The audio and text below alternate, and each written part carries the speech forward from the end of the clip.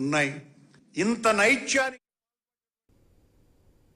ఉమ్మడి పశ్చిమ గోదావరి జిల్లాలో కల్తీ ఆహార పదార్థాలపై తనిఖీలు కొనసాగుతున్నాయి. ఏలూరులో టీ పొడిలో సింథటిక్ కలర్స్ కలిపినట్లు గుర్తించి శాంపిల్స్ సేకరించి ల్యాబ్కు పంపినట్లు అసిస్టెంట్ ఫుడ్ కంట్రోలర్ వెంకటరత్నం స్పష్టం చేశారు.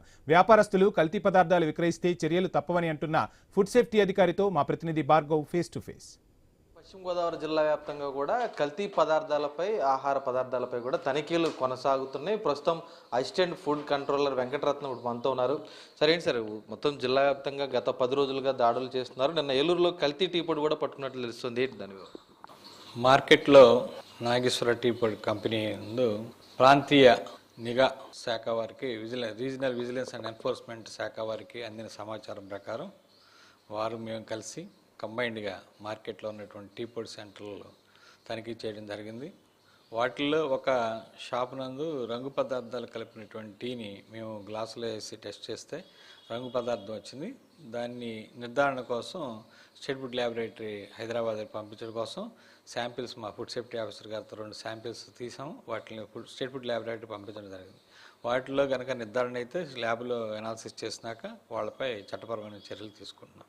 అలాగే ఇంకెవరైనా సరే ఇలా రంగు పదార్థాలను కలిపి టీ పొళ్ళు కానీ అలాగే ఆహార పదార్థాలను తయారు చేస్తే నిషేధిత రంగు పదార్థాలను కలిపి తయారు చేస్తే వాళ్ళ మీద కూడా చట్టపరమైన చర్యలు తీసుకుంటాం. ఆల్రెడీ పాలు అలాగే నూనెలు టీ పొళ్ళు వీటి మీద అన్నిటి మీద కూడా మేము ర్యాండమ్గా చెక్ చేస్తాం మొదలెట్టాము. ఇంకా మా పై అధికారులు కమిషనర్ ఆఫ్ ఫుడ్ సేఫ్టీ మరియు డైరెక్టర్ ఆఫ్ ఐపీఎం వారి ఆదేశాల మేరకు విస్తృతమైన తనిఖీలు చేస్తున్నాం.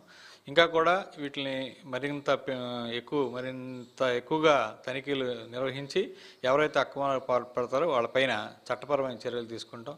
అందరూ కూడా ఫుడ్ సేఫ్టీ లైసెన్స్ రిజిస్ట్రేషన్ విధిగా పొంది సక్రమైన పద్ధతిలో అక్రమాలకు పాల్పడకుండా వ్యాపారాలు నిర్వహించవలసిందిగాను ప్రజారోగ్యాన్ని కాపాడవలసిందిగాను కోరుకుంటున్నాం.